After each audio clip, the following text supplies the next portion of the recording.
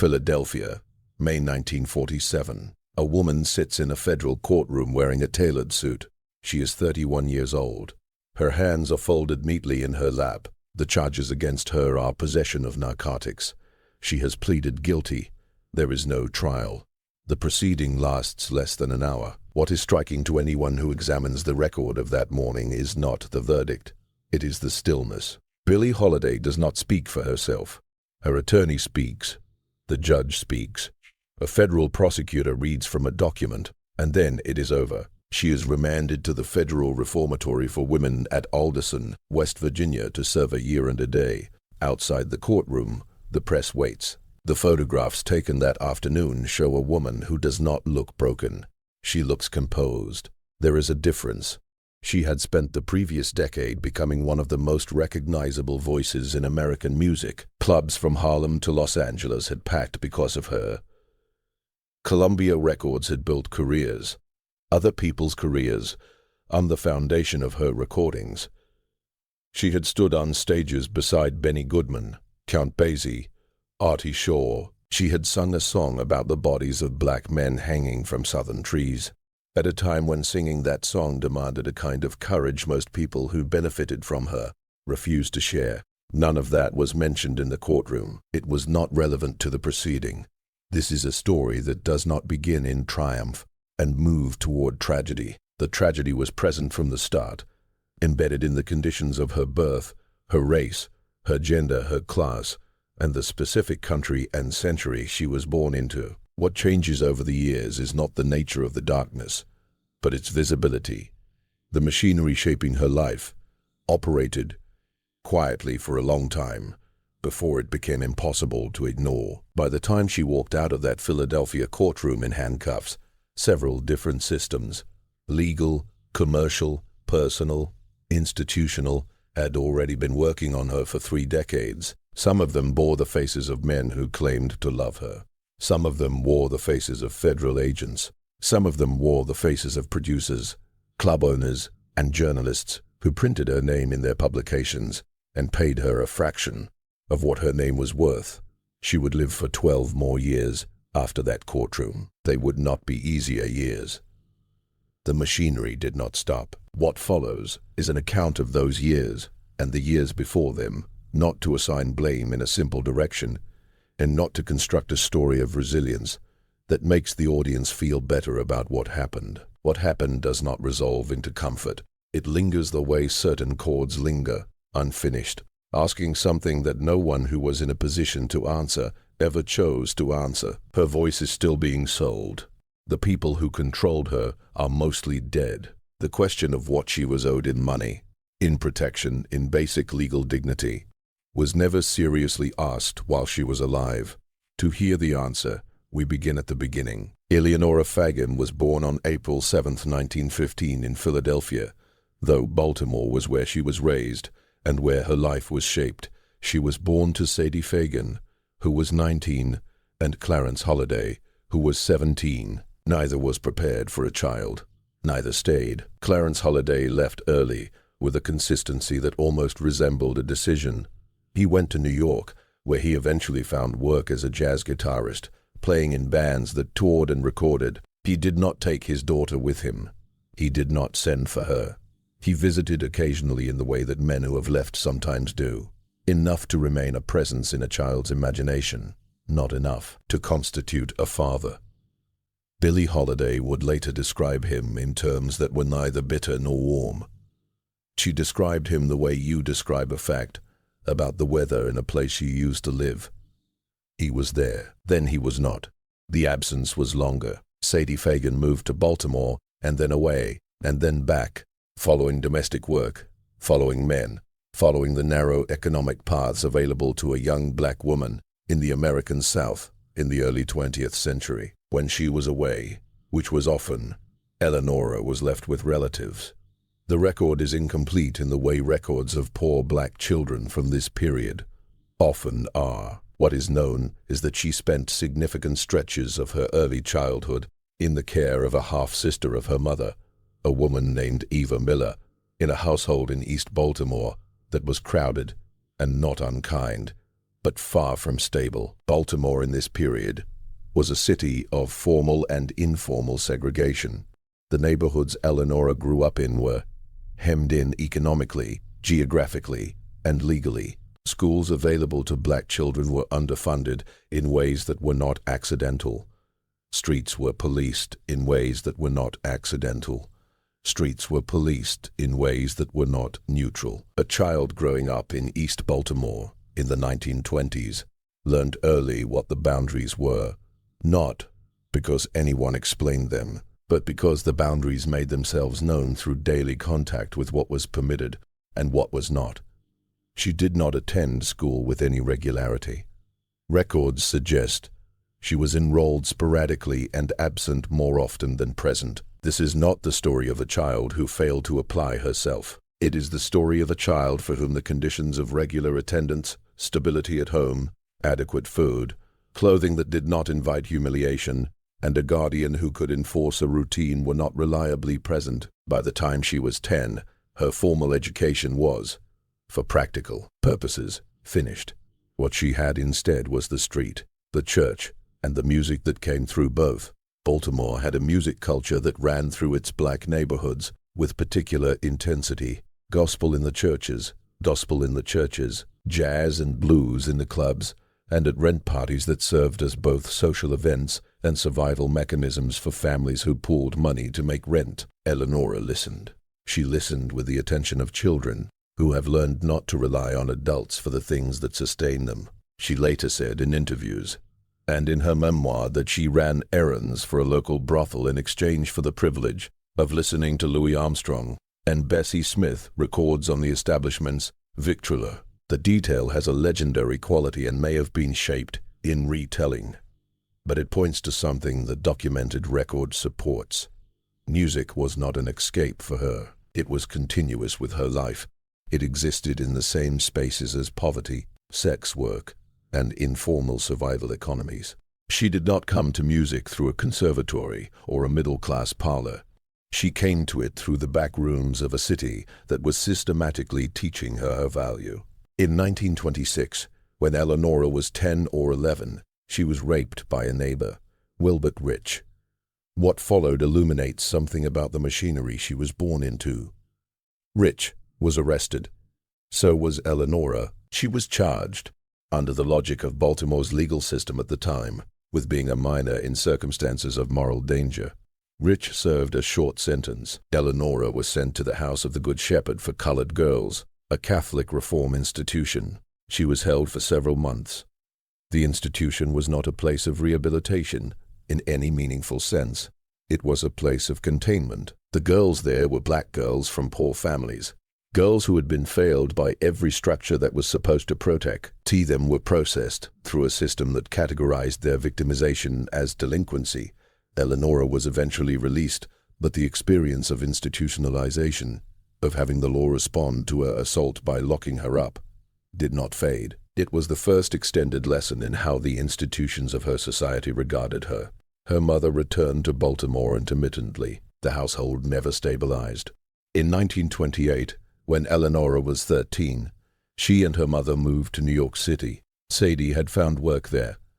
The apartment they moved into was in Harlem. The neighborhood was in the middle of what people were already calling a renaissance, a flowering of black cultural and intellectual life that was real and also in specific ways consumed by white downtown audiences who came uptown for entertainment without concern for the conditions under which it was produced. Eleanora Fagan arrived in Harlem at 13, with no formal education, no money, no father, a mother who worked long hours and was often absent, and a past that included assault, institutionalization, and the specific knowledge that the law was not a resource in the way it was for others. She was not yet Billie Holiday. That name was still ahead of her, but the conditions that would shape what that name came to mean were already fully in place. The legal record from Baltimore, 1926, is sparse, as records of poor black children in American cities during this period often are. What exists is enough to establish the basic sequence of events. A neighbor named Wilbert Rich assaulted Eleanora Fagan. She was 10, possibly 11. The exact date relative to her April birthday is not precisely documented. Rich was an adult. The assault was reported. The police came. What happened next was not unusual for the time and place. It was entirely consistent with how Baltimore's legal and social systems processed cases involving black girls from poor households. Rich was charged and eventually served a short sentence in the city jail. Eleanora was taken into state custody and remanded to the House of the Good. She was sent to the House of the Good Shepherd for colored girls, an institution run by Catholic sisters on the west side of Baltimore. The charge against her, in the language of the time, was that she was a minor found in circumstances of moral endangerment. The wording is important. It placed the problem not with the man who assaulted her, but with the conditions around the child who survived it. Eleanor's circumstances, her unstable home, her absent father, her mother frequently away for work, were read by the court, not as evidence that she needed help, but as proof that she was already a problem. The institution she was sent to existed to manage girls the city had decided were difficult, not victims. The House of the Good Shepherd operated under strict routines. The girls woke early, attended mass, worked, received limited instruction, and worked again. The nuns followed a model of correction that assumed the girls had done something wrong or came from something that needed fixing. Eleanora was not Catholic. She was not there by choice. She was there because a court decided the right response to her assault was to remove her from the street and place her somewhere she could be supervised. In interviews over the years, she described the institution with a flatness that was itself a kind of testimony. She did not speak of beatings or shocking cruelty. She spoke of boredom, strict routines, and the sense of being processed rather than truly seen. She remembered one nun who, by her account, was genuinely kind. It is a detail that sits alongside the others without softening them. Kindness from one person inside a system does not change what the system itself does. Eleanora knew the difference. She was the type of child who learned that distinction early because she had to. What her time at the House of the Good Shepherd did, in practical terms, was remove her from an already unstable home during a crucial period and place her in an institution whose main purpose was control. She received no counseling in any real sense. There was no process in which the assault was addressed, examined, or recognized as the cause. The institution did not concern itself with what had happened to her. It focused on regulating her behavior going forward. She was released after several months and returned to her mother's care in Baltimore. Wilbert Rich had served whatever short sentence the court gave him and was back in the neighborhood. The record does not show that any measures were taken to keep him away. The city had processed the case. The case was closed. Within a few years, Sadie Fagan moved again, and Eleanora followed. But Baltimore had already delivered its lesson. The city had taught her a specific truth. The systems meant to protect people like her would, when called upon, treat her as the problem. This was a lesson she could not unlearn. It would shape who she trusted, who she relied on, and how much protection she expected from official systems for the rest of her life. A pattern appears repeatedly in her later years, returning to men who harmed her, staying in situations that were clearly damaging, and avoiding legal or institutional help, even when it was available. Biographers and journalists often describe this as self-destructive behavior, a psychological tendency requiring explanation, rooted in personality. The Baltimore Record suggests a simpler truth. She had direct, early, concrete experience of what happened when she reported harm. The official system locked her up. The man who assaulted her went home. The assault and its legal aftermath also interrupted the little schooling she had. By the time she returned from the House of the Good Shepherd, whatever fragile connection she had with education was broken. She would not return to formal schooling in any sustained way. This was not due to lack of ambition or intelligence. The record of her achievements as a musician, the precision of her phrasing, her harmonic instincts, the way she bears time without breaking the structure of a song, shows someone capable of complex, sustained learning. It shows a person whose access to formal education had been repeatedly blocked by circumstances beyond her control. In 1928, She arrived in Harlem with her mother, Sadie, at age 13. The city was vast and indifferent in ways Baltimore had not been. She was unknown here. No institution waited to process her, and no network of neighbors, churches, or familiar streets existed. They moved into whatever they could afford, which was little. Sadie worked domestic jobs. Eleanora found the street for a young girl with no income or supervision. Harlem had a particular economy for young women with nothing else to sell. In her memoir, she wrote that she and her mother were evicted at one point, and she turned to sex work to cover rent. She was around 13 or 14. Her account is matter-of-fact, almost administrative. This was what the situation required, and this is what she did. She was arrested in 1929 on prostitution charges and briefly detained before release. She was 14. It was the second time the legal system had taken her. It would not be the last. By 1930, Eleanor Fagan was 15, and Harlem was shrinking. The Great Depression had hit black neighborhoods hard, which had fewer resources to absorb the shock and fewer protections. Rent parties, gatherings, where guests paid admission to cover the host's rent, became desperate. Evictions were common. Clubs that once drew white downtown audience were thinning. Money was leaving faster than it came. Sadie continued domestic work when she could find it. Their apartment was small, and the household was more a pooling of resources than a traditional parent-child relationship. This was not cruelty from Sadie. It was the arithmetic of poverty. There was not enough money, space, or stability to organize the household around anyone's needs. Eleanora began singing in Harlem's small clubs and speakeasies, initially not as a headliner, but performing a few songs, passing a hat, or accepting whatever a sympathetic owner offered. The exact sequence of her earliest performances is hard to reconstruct. The clubs did not keep careful records and were often hidden in basements or above storefronts, in the gap between legal and illegal economies during Prohibition. What is known is that she was not yet the singer she would become. Her voice was there, the quality that would make people stop and listen.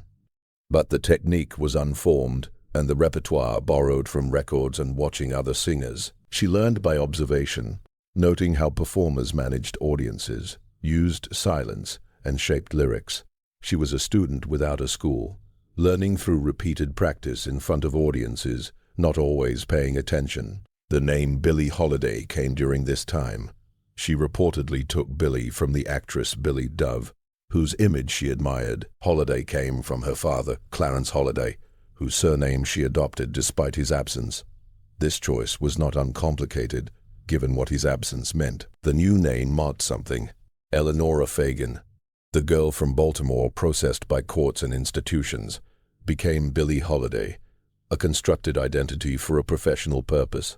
The construction was not false. It was built from real experience and real voice.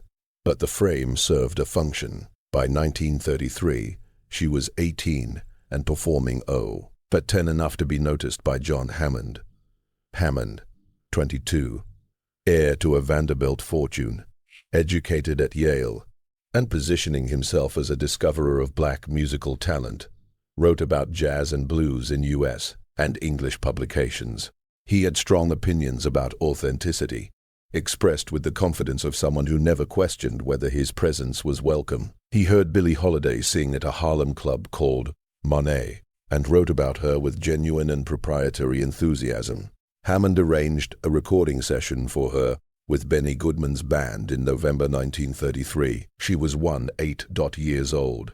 The session produced two sides, Your Mother's Son-in-Law and Riff in the Scotch. She was paid a flat fee and received no royalties. This was standard practice in the industry at the time, especially for black artists recording for white-owned labels. Hammond did not seem to see this as unusual. He had discovered talent and arranged for it to be recorded. In his understanding of the music business, that counted as generosity. The recording circulated, and her name began appearing in the music press. The language used was typical of the white music press of the 1930s when describing black female singers, emphasizing naturalness, instinct, and an almost accidental gift, as if the precision of her phrasing was something that simply happened, rather than the result of years of careful listening and practice. This framing was not innocent. It presented her talent as raw rather than crafted, making it easier to justify the financial arrangements around it. By 1935, Hammond had organized a larger series of recording sessions for her, this time with small ensembles assembled specifically for the dates. These sessions produced some recordings later, recognized as among the most important in American popular music history. Musicians like Lester Young, Teddy Wilson, Ben Webster, and Roy Elder each were operating at a level of sophistication that demanded much from the singer, and she met that demand consistently. The recordings show this clearly. What they do not show is the financial structure around them. She was paid a standard fee. The masters belonged to the label. The musicians were paid union scale. Her name appeared on the releases, which built her audience. That audience generated revenue, but it flowed to the label, the producers, and club owners who could now book a recognized name. From the start, the gap between the value her name generated and the money she received was large. She was 20 years old in 1935, performing regularly at Harlem clubs and starting to get downtown bookings. The name Billie Holiday was working, opening doors.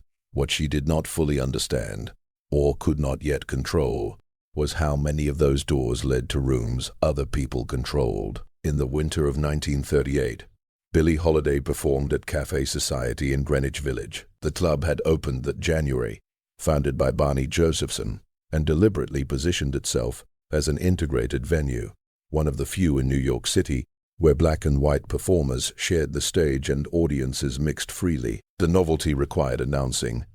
Josephson understood that the integration itself was a kind of performance, a statement made nightly by the mixed audience in the shared space. It was in this context that Abel Meeropol approached Holiday with a poem he had written.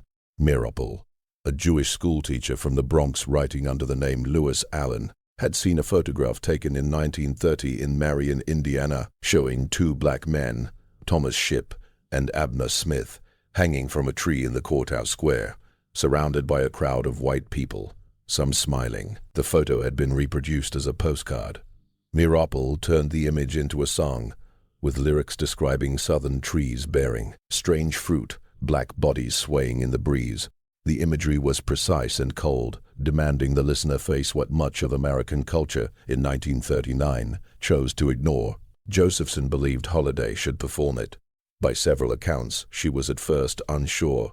The song required something different technically.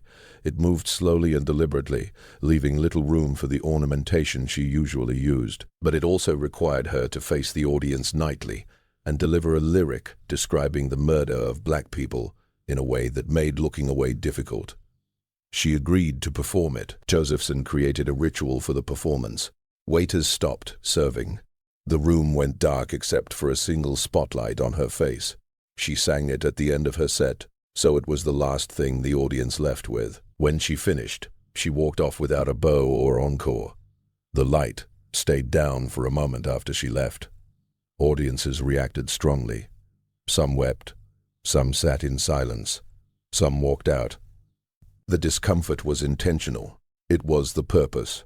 She asked Columbia Records to record Strange Fruit, but they refused, citing commercial reasons. They said the song was too controversial and would alienate Southern distributors. John Hammond, her champion at Columbia, also opposed it, for both aesthetic and commercial reasons. He felt the song was propaganda rather than jazz, and worried it could hurt her career. The fact that he, a white man, was advising a black woman not to record a song about lynching because it might be commercially inconvenient did not seem to trouble him. She recorded Strange Fruit in April 1939 for Commodore Records, a small independent label run by Milt Gabler, after Columbia released her for this one session.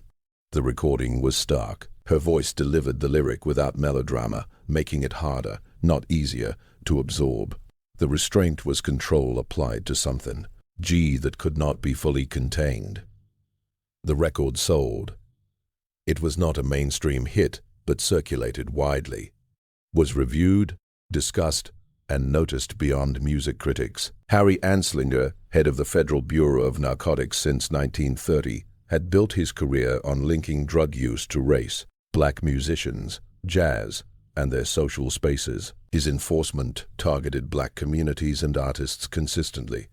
He had been aware of Holiday before Strange Fruit, but afterward, his attention became deliberate. He assigned Jimmy Fletcher, a black agent, to surveil her. Fletcher attended her shows, monitored her contacts, and filed detailed reports. He later described the assignment as complex, noting that Holiday treated him warmly, unaware of his role, yet he continued reporting. Anslinger's goal was not just arrest. Arrest was a tool, but to silence her. She was a black woman singing about lynching to integrated audiences in a city paying attention, complicating narratives he wanted maintained. By this time, her heroin addiction had begun. The exact timeline is unclear, but evidence points to the late 1930s, during her busiest touring and recording period. Her addiction was known in the music industry and to the Bureau of Narcotics, where it was seen as useful. She continued performing Strange Fruit at Café Society through 1939, into the early 1940s and at other venues when possible. Some club owners asked her not to. Some refused to book her again after she insisted. The song cost her work in measurable ways. Yet she kept performing it. In 1935, John Hammond sat in a New York recording studio, listening to Billie Holiday sing, a set with a small ensemble he had organized. He was 24, heir to a Vanderbilt fortune, and confident in his ability to recognize what mattered in American music. He was correct about Holiday's talent, but his support was not disinterested.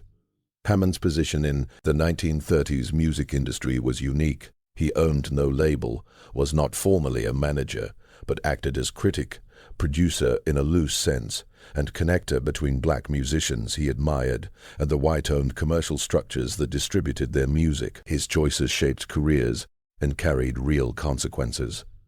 His relationship with Holiday was marked by asymmetry.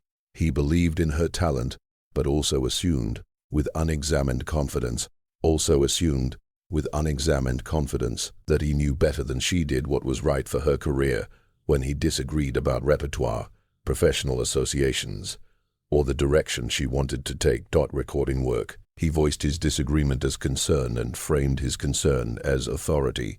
In his view, she was not an artist making choices, she was talent to be managed.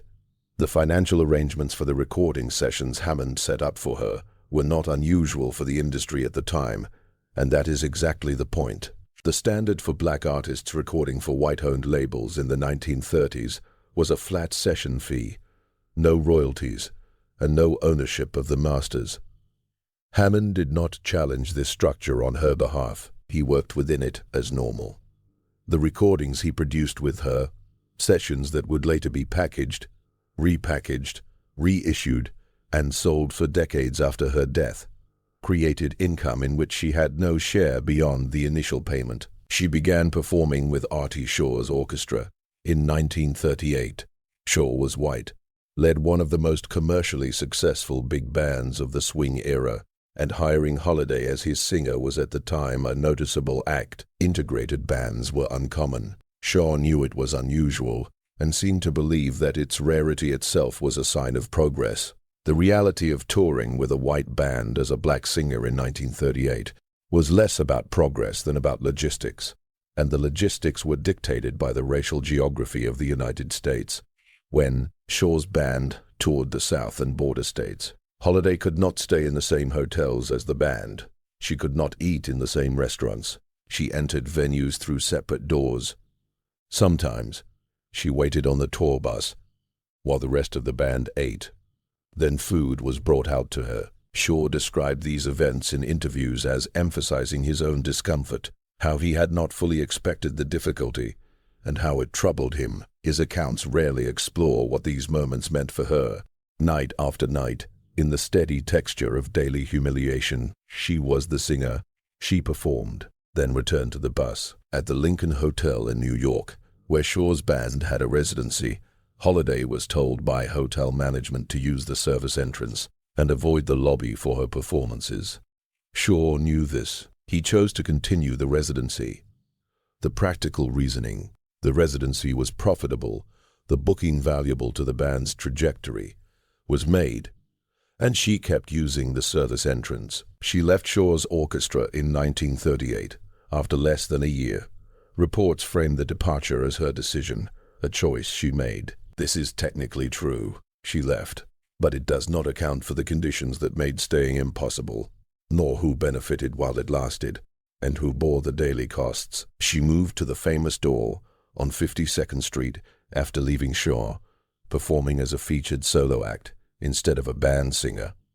The work was steadier in some ways, riskier in others. As a band singer, she had a steady salary and a set tour schedule. As a solo act, she depended on individual bookings, club owners who could cancel or lower her pay.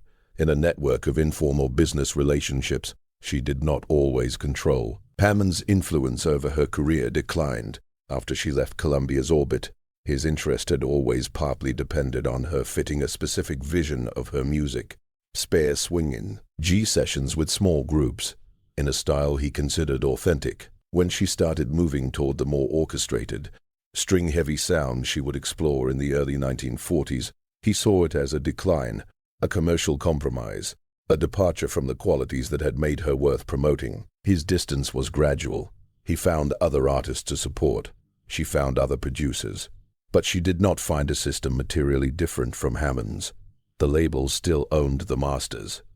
Producers took their fees. Club owners set terms. She was producing work of real cultural and commercial value. Yet the system ensured the profits flowed away from her. She knew this. Interviews from the period show she spoke clearly about what she earned and what she was owed. Seeing a trap does not mean you can escape it. In the late 1930s, Billie Holiday performed regularly on 52nd Street. Her name on the club marquees that filled due to her presence. She lived in apartments she furnished carefully, paying attention to domestic details, consistently described by people who knew her. She liked plants. She kept small daubs, carried them around, and they appear often in photographs, suggesting genuine importance to her. She cooked for friends. She was generous with money when she had it, paying tabs, lending to musicians short on cash, maintaining a domestic life in tension with surrounding instability. Jimmy Monroe, a nightclub owner, navigated the Harlem music scene with ease, knowing how to present himself.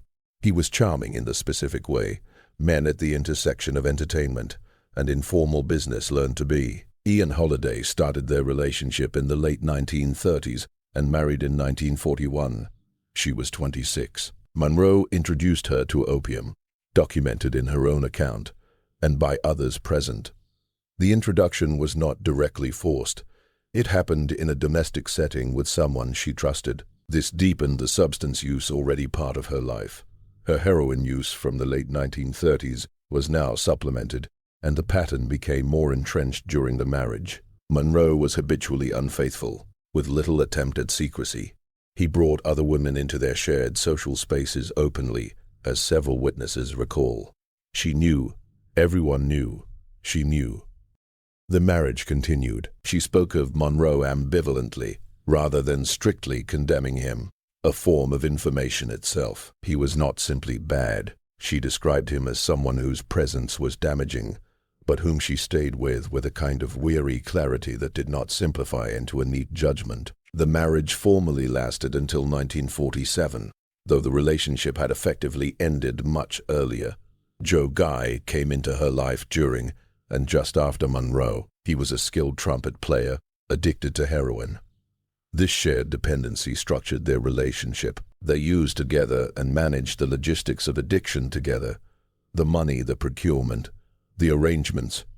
Guy also managed her for a period, controlling bookings and access to her fees. Biographers note that her earnings during Guy's management often did not accumulate in her account proportionate to her payments. Reconstruction is difficult. The 1940s music business left few paper trails, especially for black artists, whose contracts were informal and often paid in cash. What is clear is that during her time with Guy, her earnings did not translate into financial security, not solely due to her spending habits, though they were not modest. Guy was with her in 1947, when the Federal Bureau of Narcotics acted. The arrest occurred in May in a Philadelphia hotel room. The events involved an informant and a setup many observers describe as engineered, a scenario Slinger's bureau had been developing since at least 1939. Guy was present, uncharged, then released. She was not. Louise McKay entered her life in the early 1950s, after her release from Alderson. Loss of her cabaret card and years of surveillance and arrests had reshaped her professional options. He had been around the music world's edges, understood its economics, and presented himself as someone who could navigate her complex situation. A situation genuinely complex by the early 1950s. She needed someone to handle bookings at venues, not requiring a cabaret card, to manage the financial and logistical aspects of a career, still drawing significant audience interest, despite restrictions. The legal limits placed on her were strict. McKay was also physically abusive toward her. Police reports from the 1950s document this. There is at least one recorded incident where she called the police after he beat her, along with accounts from people who saw their domestic life at the time, describing a consistent pattern of violence, not a one-time occurrence. She did not leave.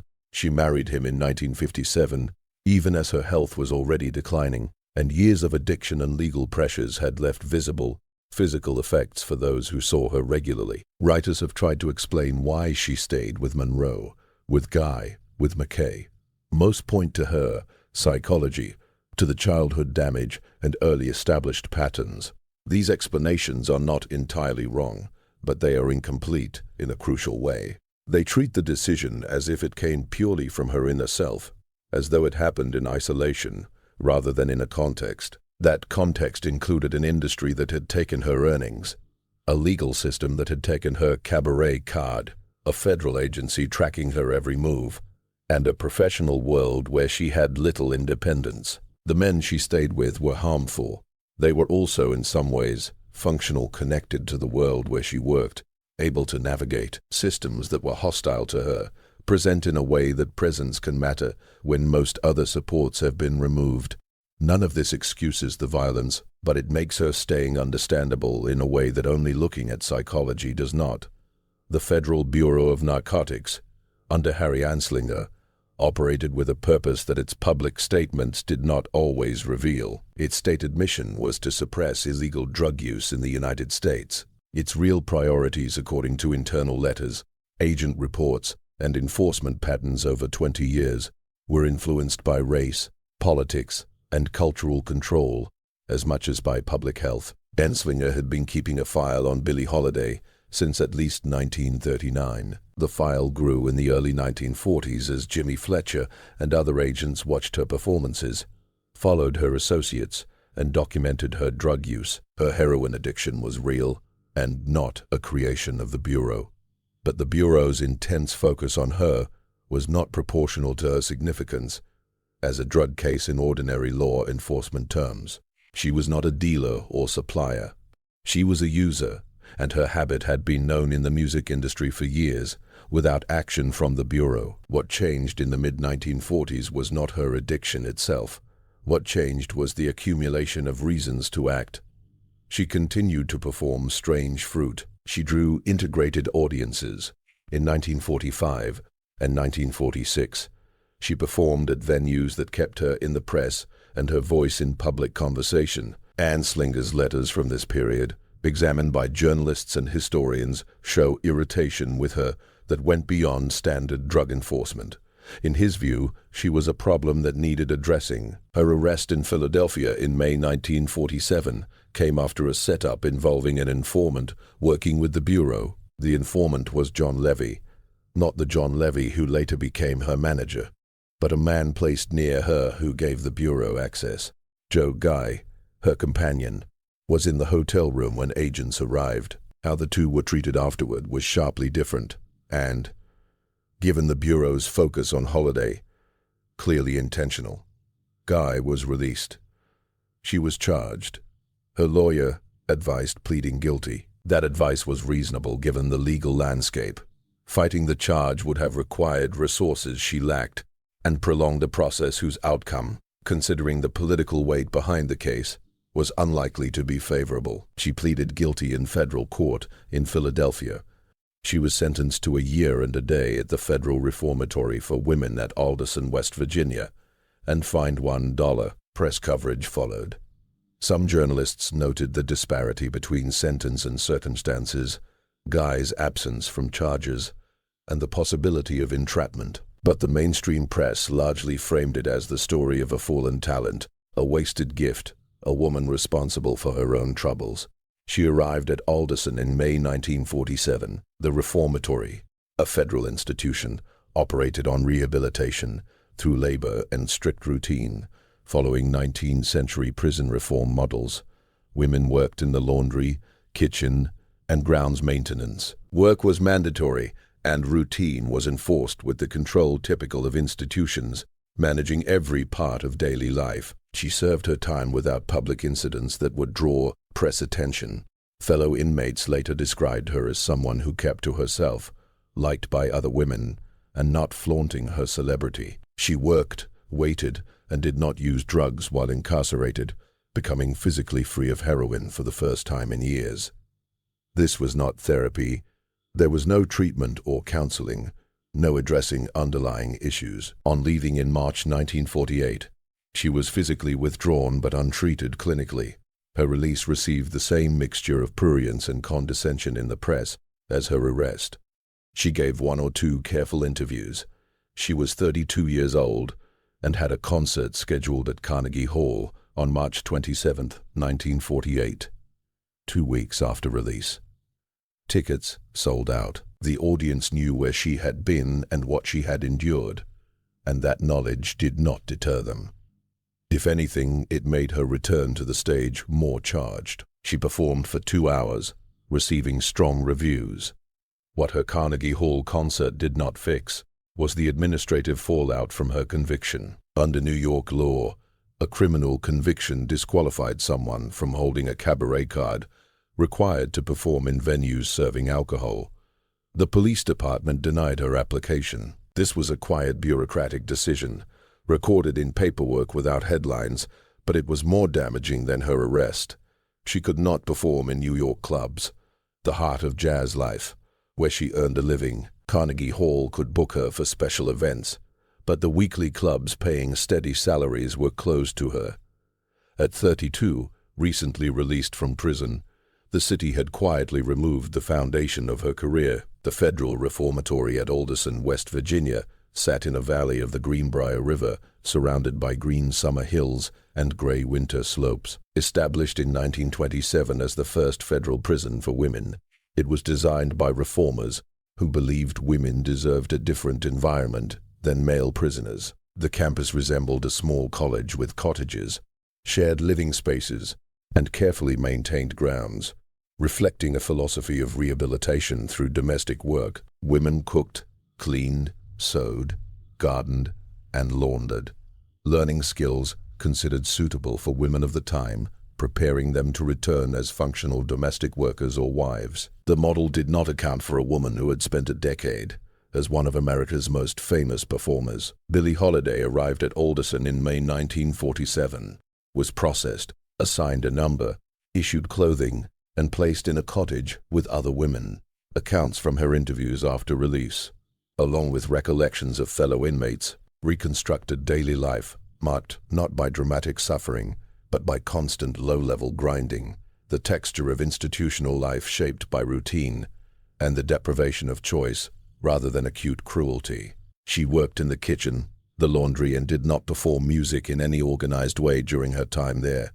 She had no instruments available, no rehearsal spaces, and no setting in which her particular skills could be used. For a woman whose professional identity was entirely tied to performance, whose sense of self was inseparable from standing in front of an audience and singing, the absence of that environment for 10 months was a unique kind of loss. The forced withdrawal from heroin during her incarceration was physically brutal in the first weeks.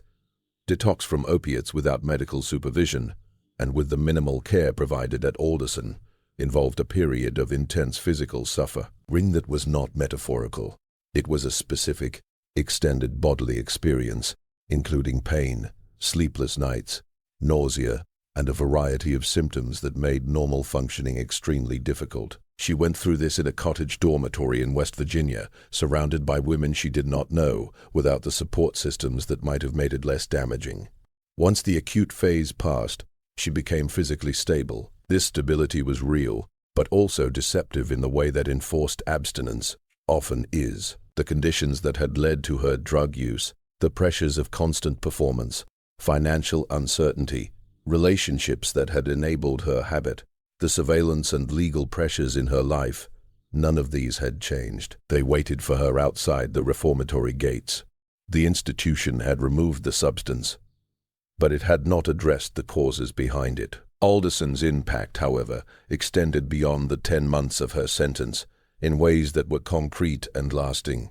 The physical effects of withdrawal and months of institutional living were visible to anyone who saw her before and after. Photographers taken shortly after her release show a woman who looked different from images from the early 1940s, not just older but diminished in a particular way, as if something inside her had been compressed. Musicians who worked with her in the late 1940s noted in their accounts that her voice had changed after Alderson, not ruined, but altered.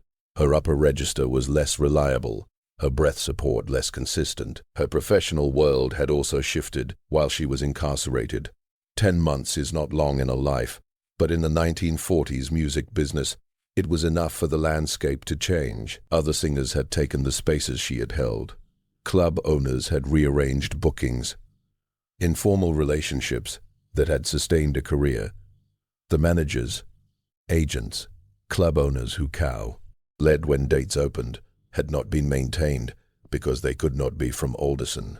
Joe Guy was not waiting for her in any meaningful sense. The relationship had effectively ended. People who had been around her before her arrest were now at a distance. Louis McKay, who would later become her husband, was present during this time.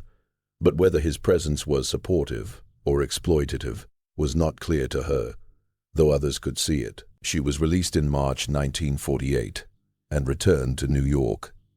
The Carnegie Hall concert 2 weeks later was real. The hall was full, the performance strong, and the coverage confirmed that her audience had not disappeared. But that concert was only one night. What followed was the daily reality of a career structurally changed by the cabaret card denial in ways that no single performance could reverse. The card, a small document issued by the New York Police Department, allowing someone to work in licensed venues, had underpinned everything. Jazz existed in clubs. Clubs served liquor. Liquor required licensing. The police administered the licensing and had the authority to deny cards to those with criminal records, which they did in her case without appeal or exception. She applied repeatedly for reinstatement after her release, but the applications were denied. No one at her label, booking agencies, or professional organizations appears to have seriously advocated for her. The industry that had profited from her for 15 years watched the bureaucratic door close and did not push back. Her career could now exist only in spaces that did not require the card: concert halls, theaters, out-of-state venues, and foreign tours. These were real opportunities, but only a fraction of what the clubs had offered. They required larger promotional investment, less frequent bookings, and organizational support she could not reliably access. The NYCC aberrant card system had existed since the 1920s and was administered by the Police Licensing Division to regulate those working in establishments serving alcohol. By the late 1940s, it was used to remove performers from clubs without the due process of criminal prosecution. A conviction was enough for denial. Even an arrest could trigger review. The police did not have to explain decisions or provide real appeal options. Billie Holiday was denied her card after her 1947 conviction, applied for reinstatement, and was refused. By 1948-49, she navigated a professional world fundamentally changed by that single administrative decision. Clubs on 52nd Street, central to her work for nearly a decade, were closed to her.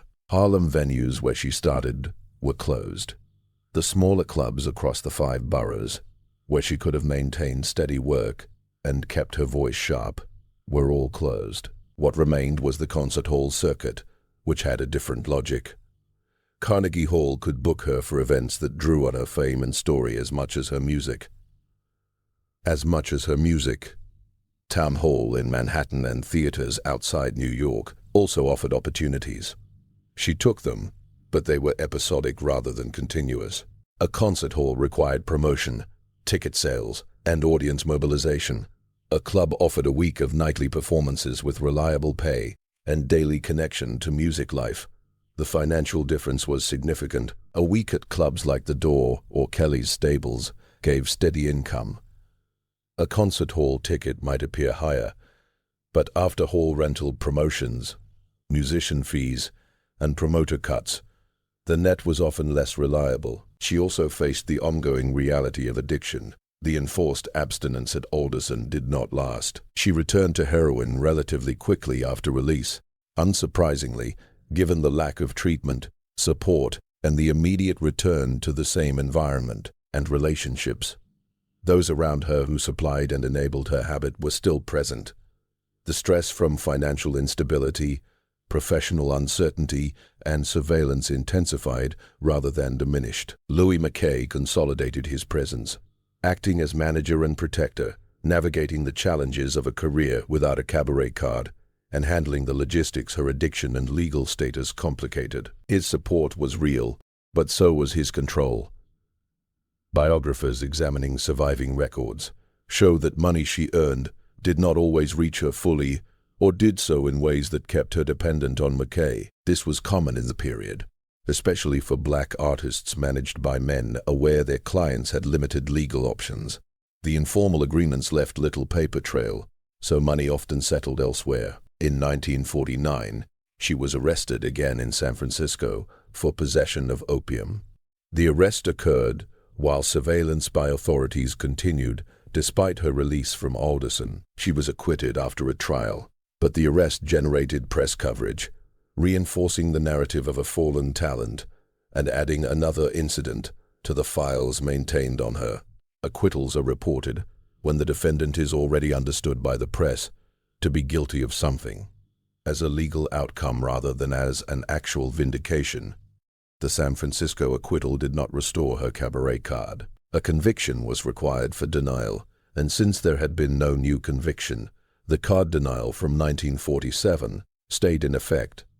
The police department showed no interest in revisiting it. She was acquitted in California but still could not work in New York clubs. She continued to perform wherever possible, she recorded. The recordings from the early 1950s made for Verve Records under Norman Granz's production are among the most technically accomplished of her career. Her voice had changed from what it had been in the mid-1930s. It was deeper, with less of the effortless upper register, but her interpretive intelligence was more focused, and her control over timing and phrasing more deliberate. She was not declining as an artist in these years. She was evolving in directions that required careful listening. What was failing was the support around her. The steady income from club work was gone. Her finances were managed by a man who had reasons to keep her dependent. The legal harassment had not stopped. The Bureau continued to monitor her, continued to receive reports, continued to treat her as an open case. Her health, already weakened by years of addiction and the physical toll of the Alderson withdrawal, was beginning to show signs of long-term damage. She was 35 in 1950. The decade ahead would not loosen the pressures tightening around her.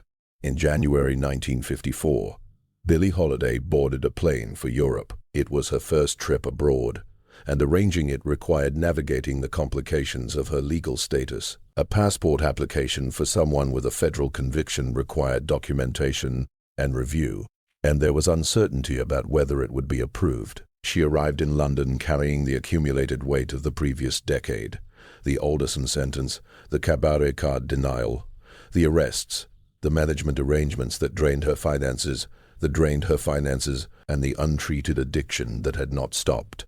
In Europe, she found audiences who had been listening to her recordings for years and had built an image of her not filtered through the American press. The European jazz audience of the early 1950s knew her through the Columbia recordings, through Strange Fruit, through the Verve sessions.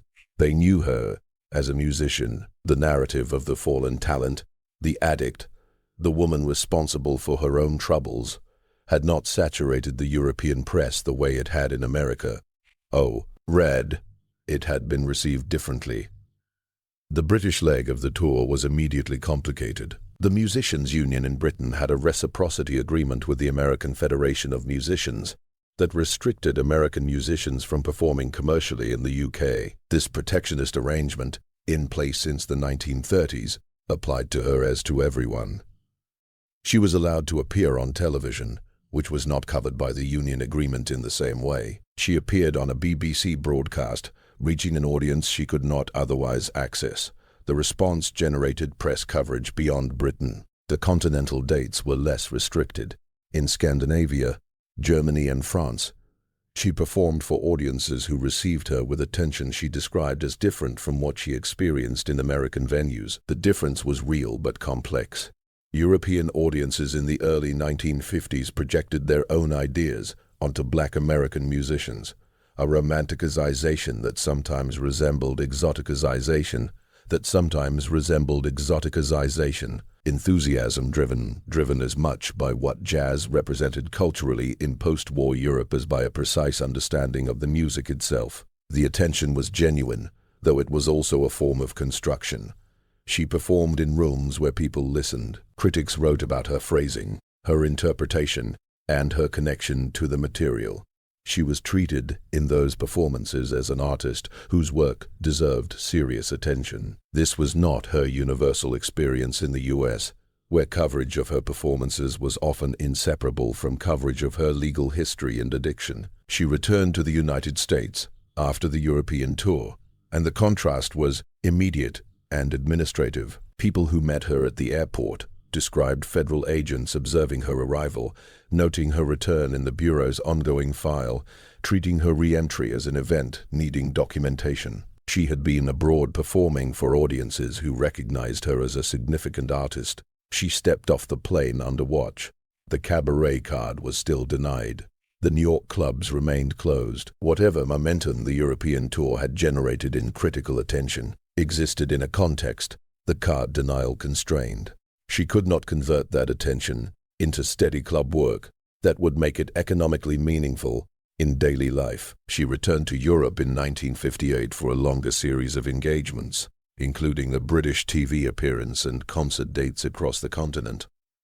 This tour was documented more thoroughly than the 1954 trip. Filmed recordings from this period allow a direct assessment of her performance after the peak years of the Columbia recordings. Her voice was heavier, her tempos had slowed. The space she left in a phrase, the way she let a lyric breathe before resolving it, was more pronounced. Viewed now, these filmed performances carry the shadow of her final year of life. But the performances themselves do not show a diminished artist. They show an artist who learned to work with what she had, rather than chasing what she no longer possessed. This is different from decline. The 1958 European tour also produced a significant document of her final years, a recording made in Cologne in February, released as Lady in Satin. The album featured a full string orchestra, arranged by Ray Ellis, in a style that critics associated with the wrong direction for her, too lush, too arranged, too far from the sparse small group settings of her best work. The album was not initially well received by the jazz press.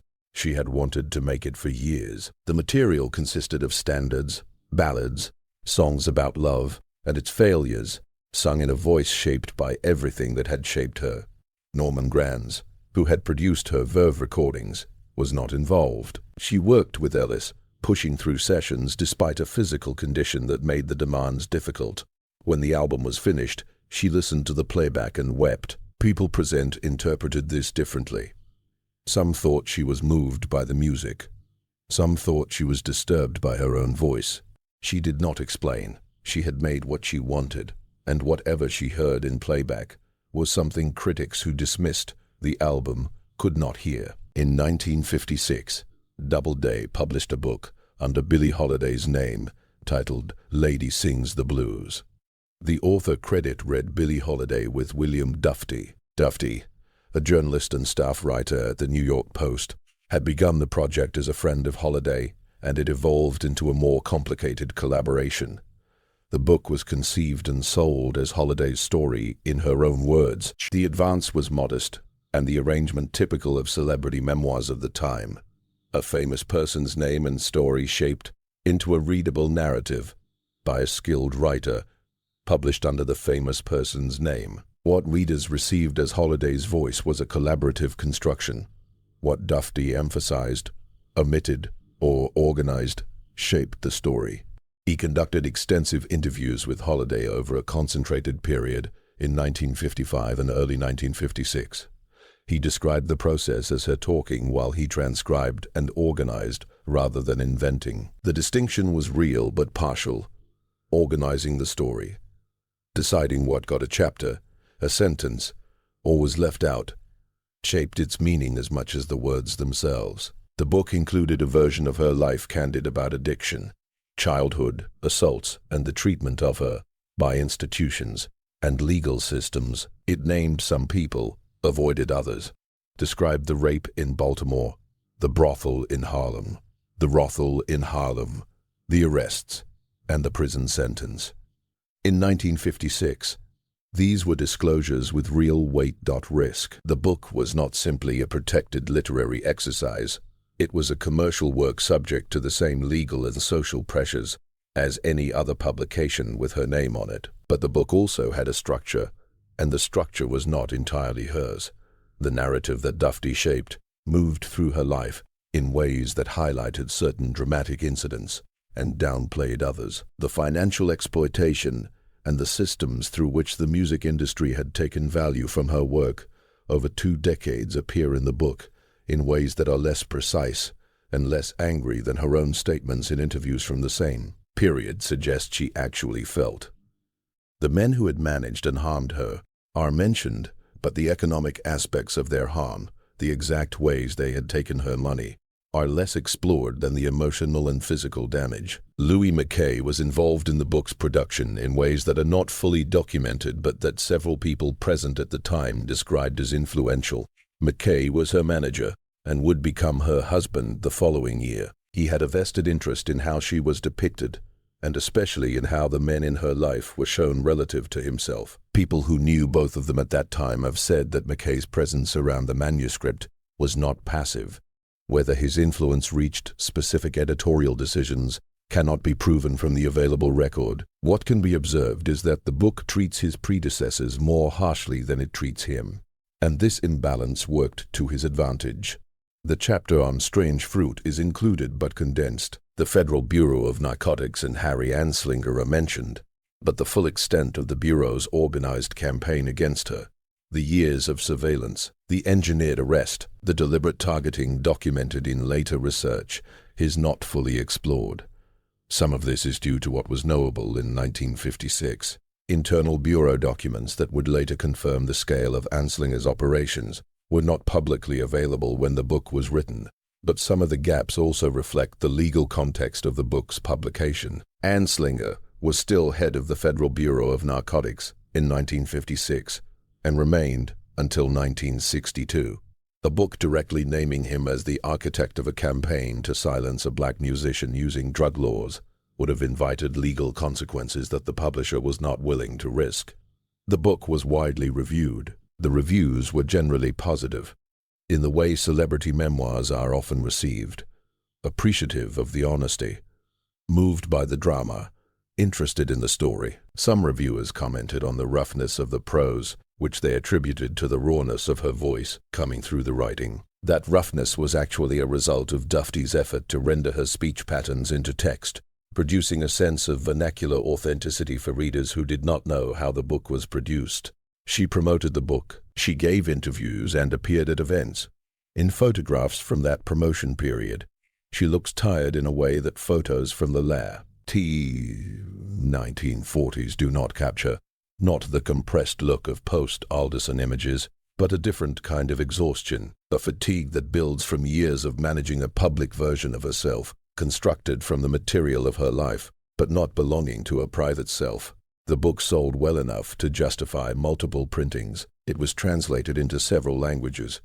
It became a key document shaping how later writers, journalists, and audiences understood her, not because it was false, but because it was false, but because it was partial, and the partiality was intentional. The gaps were not accidental. They were places where the full truth would have been inconvenient for someone, for the publisher, for the bureau, for McKay, for the industry that had taken from her, and continued to do so at the time of publication. She had the chance to tell her story, but that opportunity came with conditions, and those conditions shaped the story. What remained between the lines, what Dufty organized into chapters, was a fuller account she carried, but that the book, for all its honesty, did not completely include. By 1957, Billie Holiday was 41 years old, and the toll of the previous 2 decades was visible in ways that could no longer be masked by appearance or distance. Her liver was damaged from years of alcohol,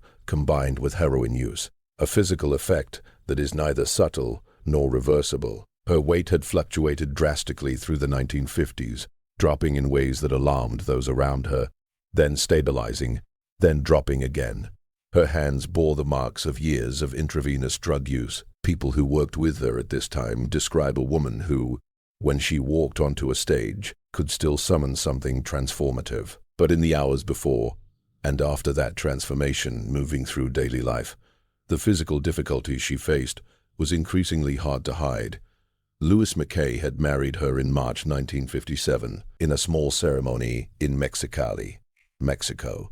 The marriage had practical aspects alongside emotional ones. As her husband, McKay had legal authority over her affairs, contracts, finances, and medical decisions that a boyfriend or common-law partner could not claim. He was already acting as her manager, and the marriage formalized arrangements that had been operating informally for several years, serving his interests in ways that became fully visible only after her death. The Carnegie Hall concert in November 1956, recorded and later released as an album, proved to anyone who needed evidence that audiences would still come to hear her.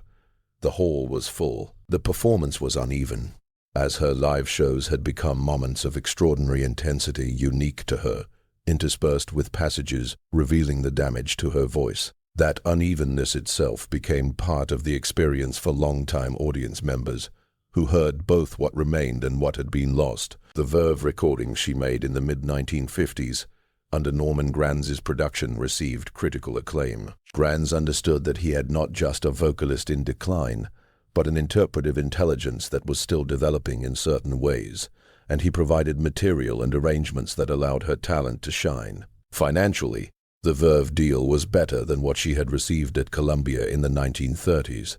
Not a high bar. The masters stayed with Verve, and royalties, however they were structured, moved through management. McKay's handling of her finances in the late 1950s continued the pattern that had marked her financial life for decades: earnings that did not accumulate, fees passing through arrangements she did not fully control, a persistent gap between what she earned and what she actually received. She performed at concert halls and venues beyond New York, where the cabaret card restriction did not apply, and earned real money, but the money did not remain with her. She spoke openly about this in interviews, though sometimes the interviewer treated her candor as confusion or paranoia, rather than as accurate description. In a 1958 interview, she said she had been working for 30 years with nothing to show for it, naming those she believed had taken from her. The interview was published, but the claims were framed carefully, softened, presented as complaints of a troubled woman, rather than the documented grievances of someone systematically exploited. The exploitation was real.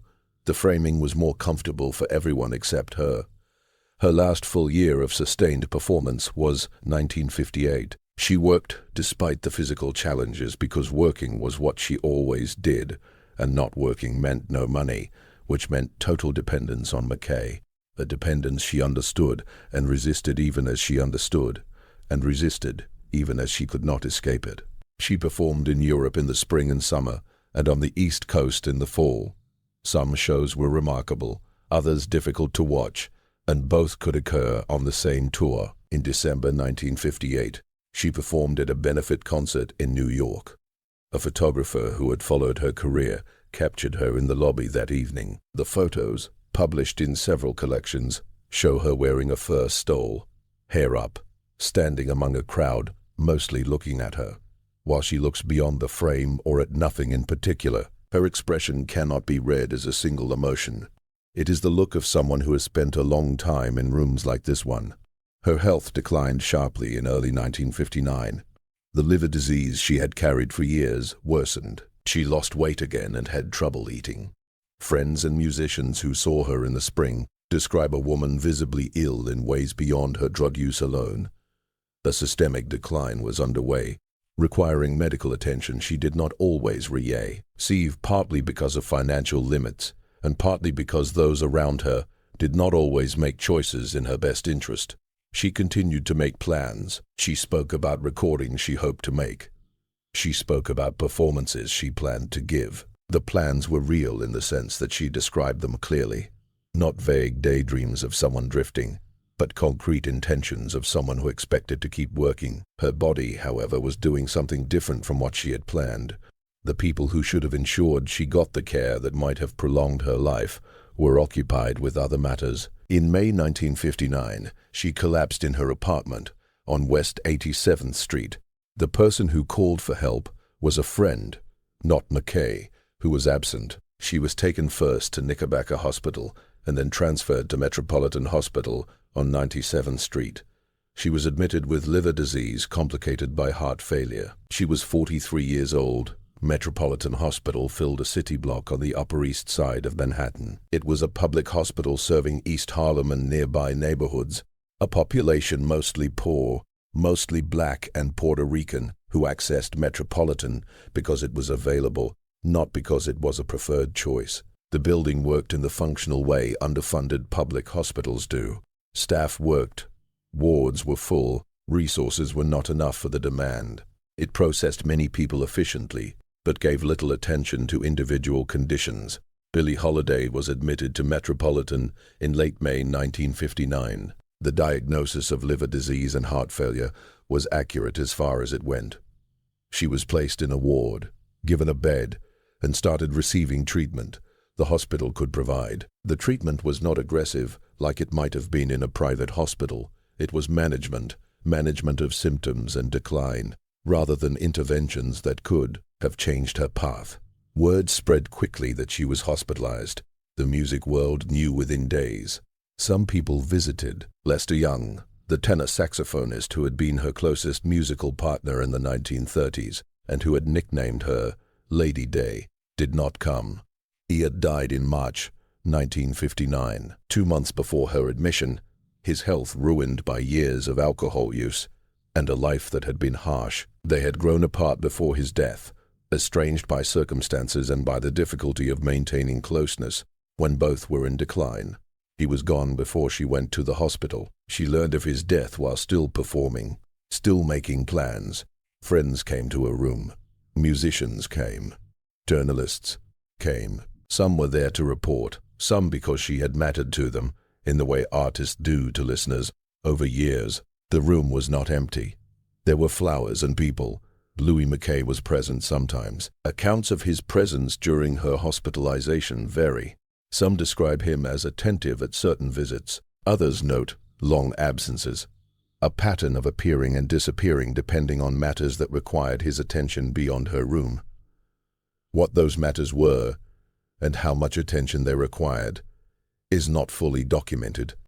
On July 22, 1959, while she lay in her hospital bed at Metropolitan, federal agents arrived from the Bureau of Narcotics. Someone, records are unclear, had informed the Bureau she possessed narcotics. The agents entered her room, searched it, and found a small amount of heroin. She was arrested, fingerprinted, and charged with narcotics possession while lying in a hospital bed, being treated for the condition that would kill her. The press covered the arrest. Coverage was not uniformly outraged. Some outlets presented it as straightforward law enforcement, a woman with a long history of drug use found in possession. Other accounts noted the circumstance, more accurately, highlighting that arresting a dying woman for a tiny amount of heroin was not proportionate law enforcement. Anslinger's bureau had pursued her for 20 years and waited until she was hospitalized and dying to act. Anslinger was no longer bureau head in July 1959, having been reassigned within the Treasury Department earlier that year, but the bureau's culture and ongoing case file he created persisted. The agents acted within that institutional structure. The arrest was the final entry in a file opened 20 years earlier by a man who decided a black woman singing a song about lynching needed suppression. The legal case following her arrest was unresolved at her death. A judge allowed her to remain in the hospital while it was pending. It was never prosecuted because no one remained to pursue it. After the arrest, the hospital restricted visitors. The legal status created an administrative context in which the hospital's obligations shifted. Friends visiting after the arrest found access more complicated. Some were turned away, others allowed in for limited times. She gave no interviews after the arrest. She spoke to visitors. Accounts describe her as alert and communicative on some days, less so on others, talking about music, people she missed, and things she wanted to do. She asked about her finances and received various answers, whose accuracy is uncertain. At admission, her bank account contained, according to records, 70 cents. There was reportedly also some cash taped to her leg, held there as someone who has learned not to trust financial systems might. Conservatively estimated, her career earnings from recordings and performances were far higher than 70 cents. The gap is not mysterious. It is a ledger, the rest distributed across decades of arrangements, that those who benefited did not find remarkable. Her financial record is traceable. Thug. H details resist precise reconstruction because the music business of the 1930s-50s lacked transparency, and many arrangements were informal or structured against performers. The outline is clear. She generated significant commercial value over 3 decades and died with virtually nothing in her account. The Columbia recordings she made between 1933 and 1942, the sessions with Teddy Wilson, Lester Young, and the small ensembles that Hammond assembled producing defining swing-era recordings, were under flat-fee contracts. She was paid per session. Fees were modest compared to what the recordings later earned. The masters belonged to Columbia, and royalties from sales, repackaging, and licensing went to Columbia and rights holders, not her. This was standard for black artists recording for major labels in the 1930s-40s, and often beyond. The recording industry then systematically separated black artists from ownership of their work. Hammond understood this and worked within it. Label executives and lawyers understood it. She understood it too. Understanding a trap is not the same as escaping it. The Decca recordings in the mid-1940s, including Lover Man and Good Morning Heartache, which brought her to a wider audience, were formally better but practically similar. Decca paid royalties nominally. Calculations of royalties, accounting of sales, and deductions of costs before paying royalties were controlled by the label.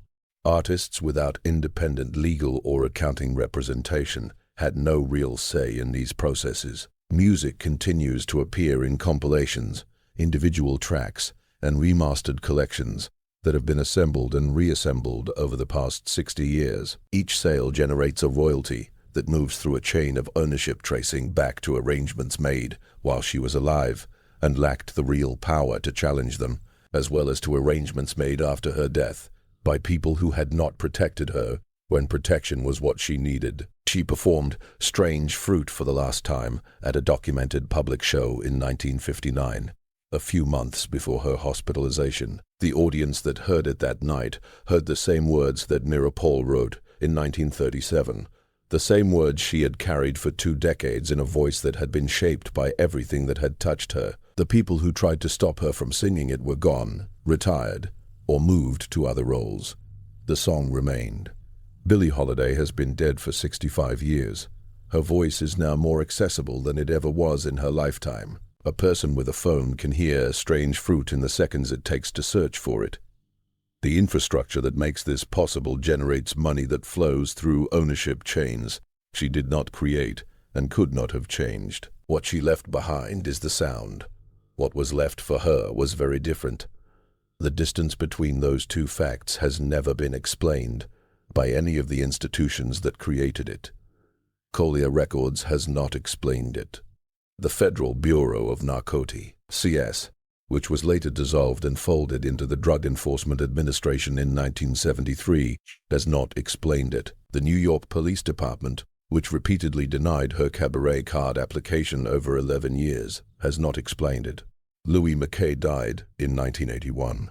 He did not explain it. The biographical industry that has grown around her since her death has produced books, documentaries, academic papers, and the 1972 film that bears her name, none of which accurately represent her life. Each of these works generated something: money, attention, cultural prestige, from the material of what she experienced. The experience itself belonged only to her. There is a photograph from a recording session in the late 1930s, during the time when Columbia sessions with Lester Young and Teddy Wilson were producing the recordings later considered among the most important in American music. She stands at a microphone. She is not performing. The photograph seems taken between takes. She is looking at something outside the frame. The musicians nearby are talking, checking their instruments, doing ordinary things people do when they are momentarily not working. She is still. Her expression is the same as in photographs taken 20 years later, in the lobby of the 1958 benefit concert, and in images from other points in her career, caught between performances. It does not read as happiness or unhappiness. It is the look of someone who has been doing something extremely difficult for a long time, and who knows, with a clarity that needs no words, exactly what it has cost. In an interview sometime in the 1950s, she was asked what she wanted. Her answer was practical. She wanted her cabaret card restored. She wanted to work in New York. She wanted the pay that was owed to her. These were not abstract desires. They were specific, concrete things taken from her by identifiable forces. And she named Hem as such. Nobody returned them. What remains is the question her life keeps asking without answer. Not what she might have been, but what was done by whom, and whether the people and institutions that did it have ever been held accountable in any way beyond the terms they chose for themselves. The recordings continue to play. The question sits beneath them, unresolved. Like certain notes at the end of a phrase, she would leave it open. Not because the resolution was impossible, but because leaving it unfinished was the more honest choice.